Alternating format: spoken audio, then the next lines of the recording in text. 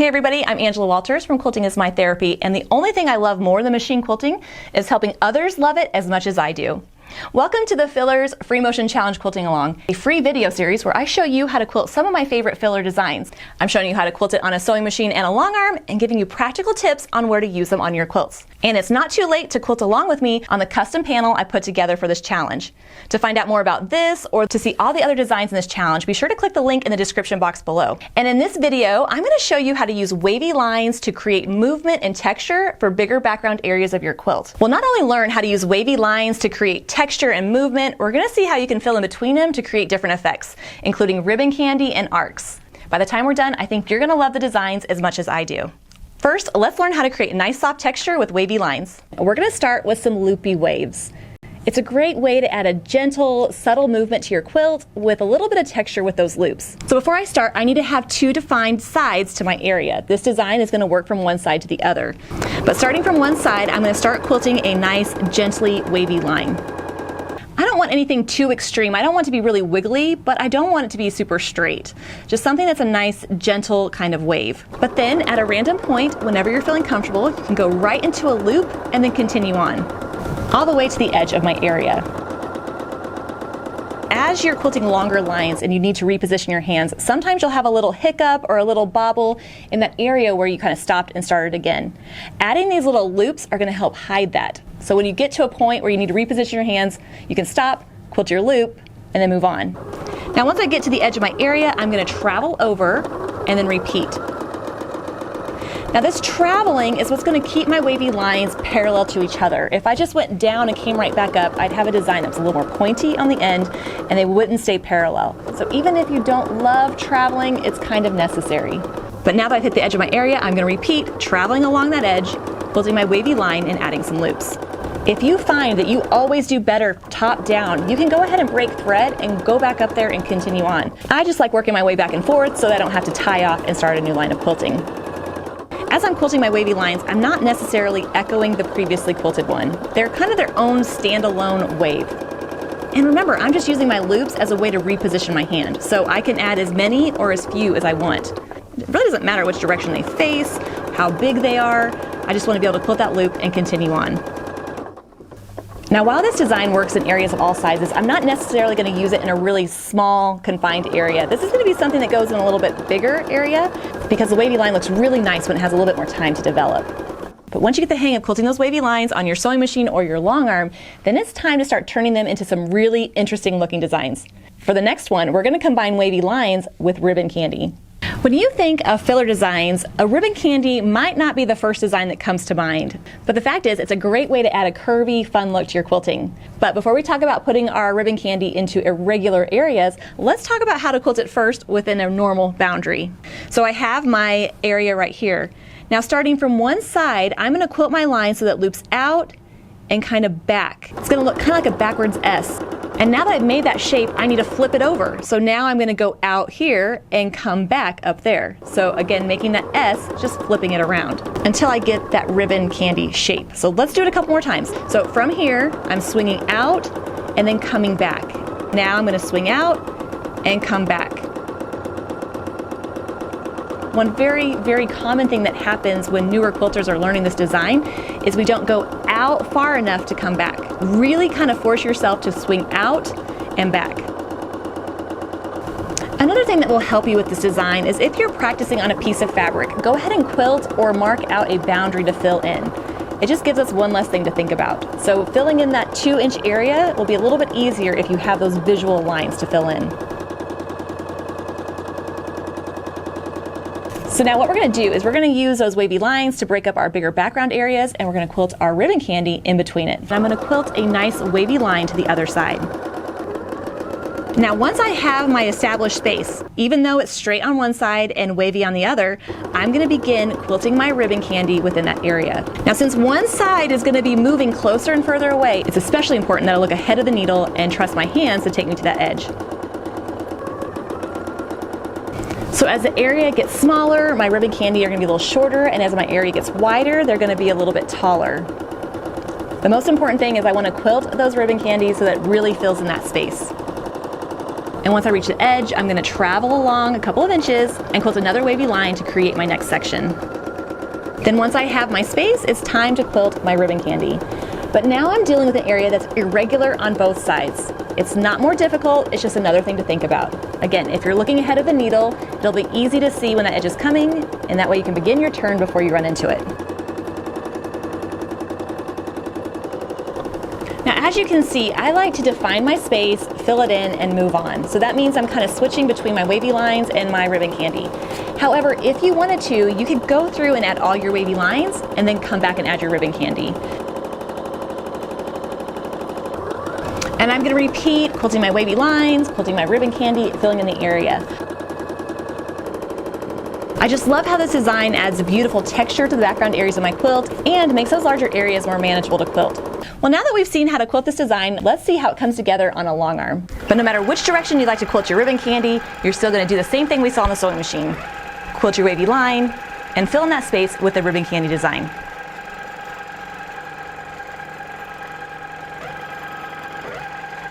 And while it doesn't matter how far apart you quilt your wavy lines, ribbon candy tend to be easier to quilt about 2 to 4 inches, so I would keep them within that spacing. And as you're quilting your wavy lines, you can decide if you want them to echo each other, if you want them to mirror each other, or be totally different from each other. Ultimately, it doesn't matter because they're just creating that boundary that we're going to fill in. And I'm just going to keep repeating those steps, traveling along the edge, quilting my wavy line, and quilting those ribbon candy.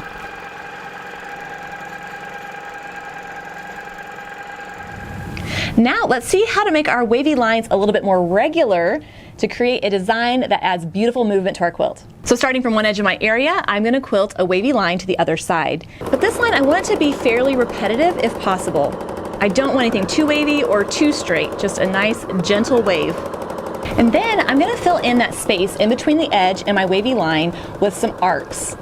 I'm just going to quilt a line that arcs from one edge to the other and echoing it until I fill in that whole space. One thing I'm trying to do is I'm trying to really tuck it into that line. It's almost like I'm traveling up the side just a bit, not a whole lot. If I don't do that, what I'm going to get is a shape that looks almost like a zigzag, which is fine. But for this effect, I really like that tucked look of it. It kind of gives it a little bit of, kind of gives it a little 3D look a bit. Once I have that area filled in, I'm going to travel along the edge till I'm about 1/4 inch away from that first wavy line. Then I'm going to echo that wavy line a couple times. I really want to help build up that shape so that it doesn't just kind of disappear into the rest of the quilting. And because I love the look of echoing, once I reach the other side, I'm going to travel 1/4 inch and echo again. Now that I have my section of echoed line, it's time to travel on over a couple of inches and quilt another wavy line that mirrors the first one. But one thing that really helps me wrap my mind around the idea of mirror image is that if this line is getting closer, I want this line to get closer. And as that line gets further, I want this line to get further. It doesn't have to be perfect. It doesn't have to be an exact mirror image. I just want it to have a beautiful look of movement. And once I have that defined area, I'm going to start adding my arcs in just like I did on the first one. Now, as I'm adding my arcs, I'm trying to keep the spacing between the arcs and the wavy lines similar. So I'm going with that 1/4 inch spacing, but it's going to look just as good if you did a 1/2 inch spacing. And once I quilt my arcs all the way to the other side, it's time to travel along the edge and echo that wavy line a couple times.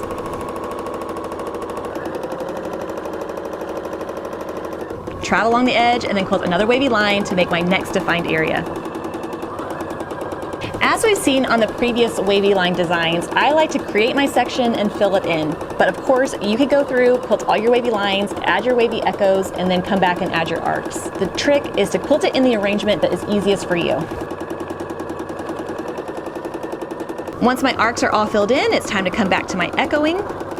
And as I run out of room, I could decide to add either more arcs or I could just add more echo lines to fill in those gaps. It's totally up to you. And let's see what it looks like quilting it on the long arm. When I'm quilting this design on a long arm, I tend to work from the top down. But because I want that nice, regular, wavy line, I'm actually going to start a couple inches down from the top and quilt my first wavy line. But before I move on, I'm going to pause and fill in that gap with some echo lines. Now to quilt my next wavy line, I'm going to travel along the edge, then I'll quilt a wavy line that mirrors the first line.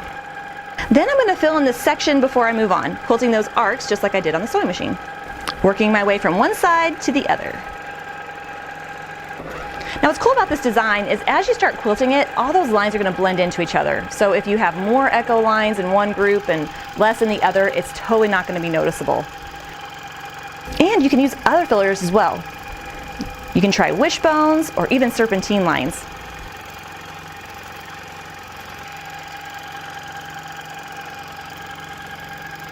But no matter what you fill between those lines with, you're going to have a beautiful texture design that looks great in bigger areas. Now for this next design, we're still going to use those wavy lines to break up the area, and we're still going to quilt them so that they mirror image each other. The main difference is I'm going to fill it in with a totally different design. Okay, I'm going to start by quilting that wavy line from one edge of my area to the other. Once I have that first line, I'm going to travel along the edge and quilt another line that mirrors that one. And again, don't let that scare you. I'm just quilting the lines so they get closer together and further apart. So now I have an area that gets narrower and wider, and I'm going to fill it in with a starburst design. Couldn't resist combining it with some wavy lines since they fit so nicely together. So I'm going to quilt the starburst so that they fill the wider areas, and where it gets narrower, just quilt my straight line.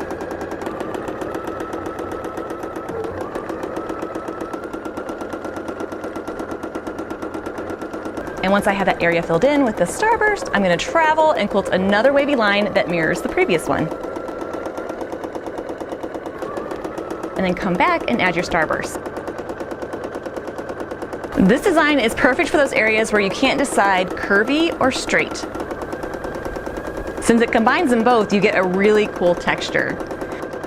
Now let's see what this design looks like when we quilt it on the long arm. What I think is great about quilting designs is you can change up the arrangement to make them easy for you to quilt. Maybe you like the idea of quilting your starburst first and then using your wavy line to fill in between it. Either way, it's going to be great. This is going to be perfect for children's quilts, novelty quilts, and maybe some modern quilts. Plus, it's going to look great on all kinds of fabric. Since it quilts nice and quick, I might use this on a print fabric as well as solid or tonal fabrics.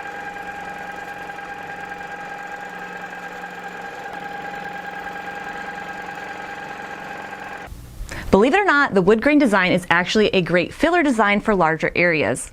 Sure, you can use it as an all over and it will still look great, but putting it around other elements is really going to make them pop and add some movement and texture to the background. And I'm going to start by quilting a wavy line. I just want a nice rolling wave that works from one side of the area to the other.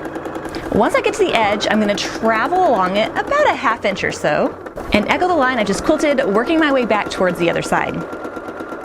But at a random moment, I'm going to add one of my knots to the quilting. I like to look for an area where the wavy line is moving away from the direction that I'm heading. And so I'm going to echo into that area, but then I'm going to stop and quilt a line that arcs out in the other direction, kind of creating that knot. Once I have that shape, that area that's wider in the center and pointier on the ends, I'm going to echo my way to the inside. And I'm going to echo my way back out, around the outside, and continuing on echoing that line. Now once I reach the edge of the area, I'm going to repeat traveling and echoing, and then throw in some knots in random places.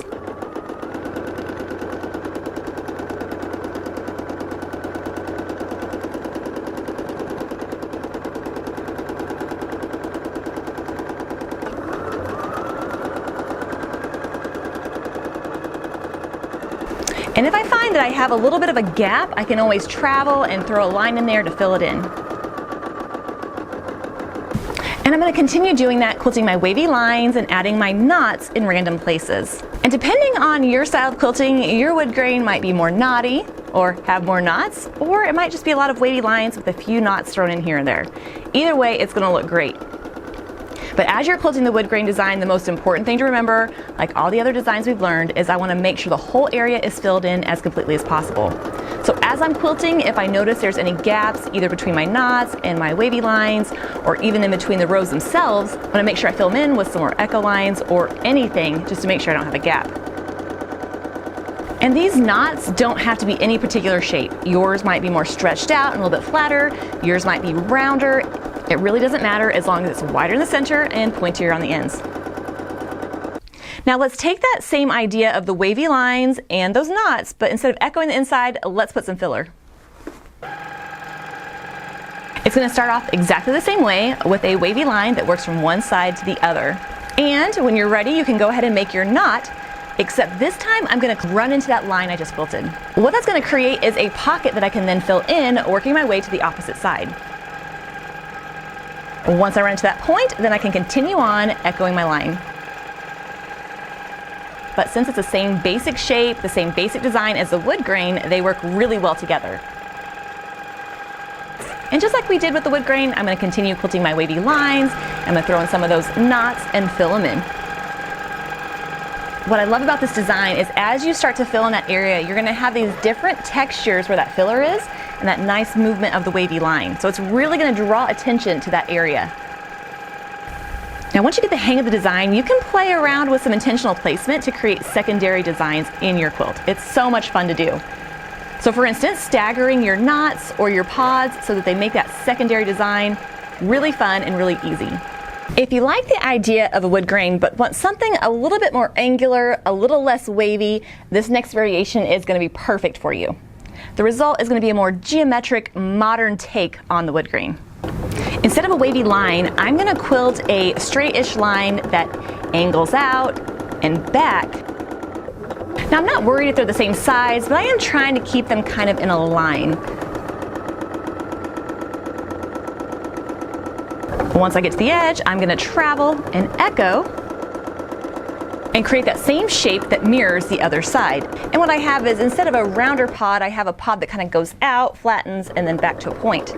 Now from there, I'm going to fill it in, and I can add a couple echo lines on the inside if I want, or just quilt a line directly across. Now it really doesn't matter how you quilt this, but I tend to think it looks better if it's somewhat symmetrical on both sides.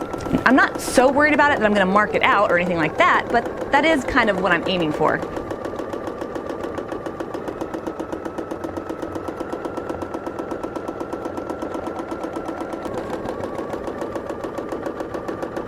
And because I like the more regular, laid out look of this design, I'm going to alternate between quilting a line that echoes and quilting another line that has those pods.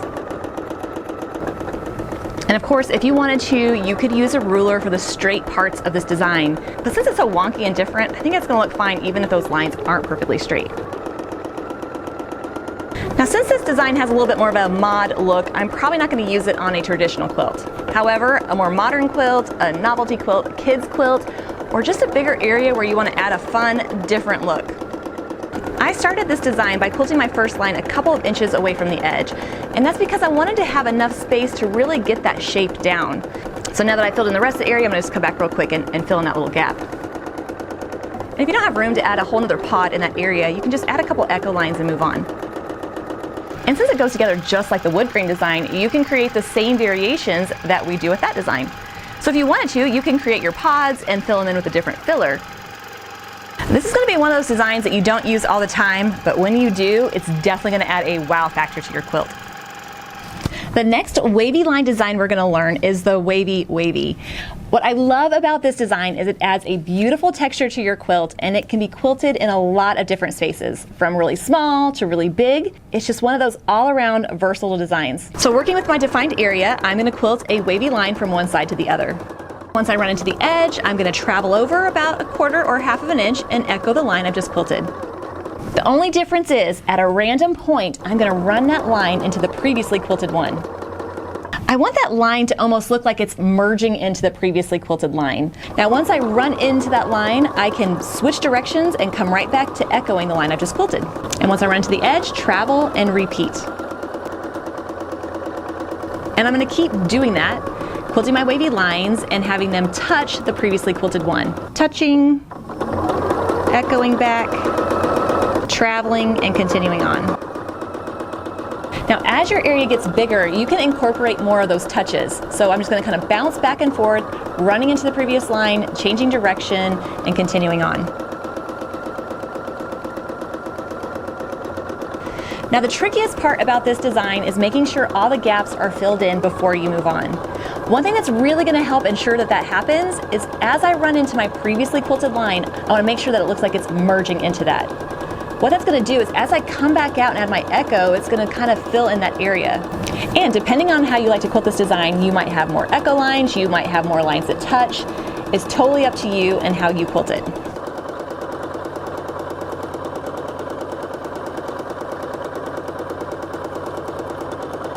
I started down the center of my area because I wanted enough space to get that nice wavy line down, because everything else is going to build off of that. So once I fill my way to the point, I'm going to travel back and work on the other side. Now that we've seen how to quilt this on a sewing machine, let's see how it comes together on a long arm. One common frustration that quilters have with this design is they find that it starts to flatten out. So when I quilt my very first line, I want to make sure it's nice and wavy. Having that nice wave is going to make it easier to add my little touches in as I go.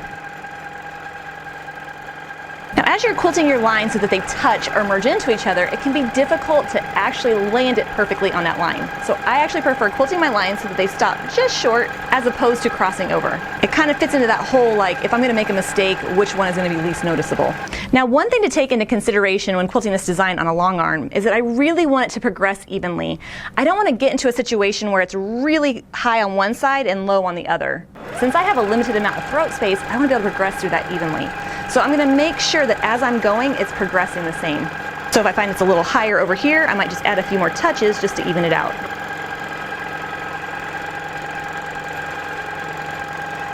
So now let me show you what happens when you start to quilt them a little bit flatter. It's not necessarily wrong, it just doesn't look quite as nice.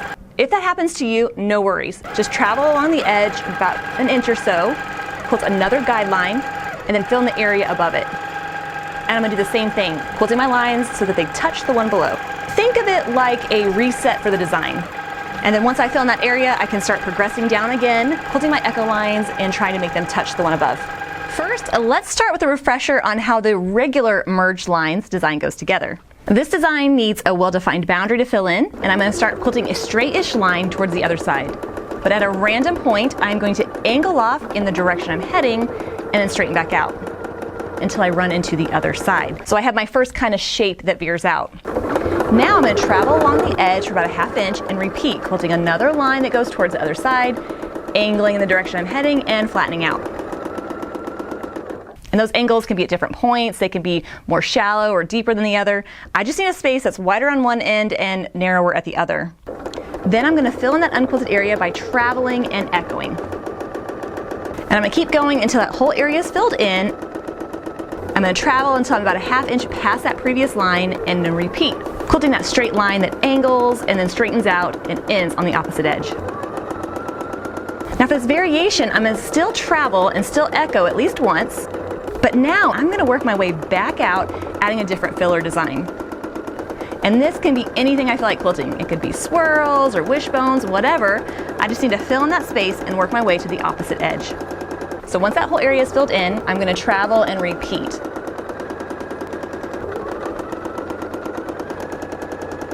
Except this time I might echo it a couple more times before I add my filler. And I'm going to continue doing that, adding some of my echo lines, adding some of my filler, and continuing on until the whole area is filled in. Now not only does this design look great with that pop of texture and that secondary effect that it creates, but it can also be easier to quilt since we don't have as much traveling and echoing. And you can even echo the other side of your space. Ultimately though, it doesn't matter what you put in there as long as you fill it in and move on. If I get to a spot where there's not enough area to angle out, I'm just going to add some echo lines and fill it in. This is going to be perfect for those medium-sized areas. I don't want anything too long or too wide because I don't want to quilt those straight lines over a big area. Now it's your turn. If you're quilting along with me on the custom panel I put together for the challenge, fill in the areas highlighted with yellow with the wavy designs of your choice. You can use the variations I've shown you or come up with your own. And if you have any questions about wavy lines or free motion quilting in general, leave them in the comments below. I get on from time to time and answer those. Or feel free to join me every Thursday at 3 p.m. Central right here on my YouTube channel, where I go live to talk about free motion quilting and answer your questions. Well, now that we're finished with the free motion challenge, I hope you're proud of yourself and what you've accomplished. Happy quilting.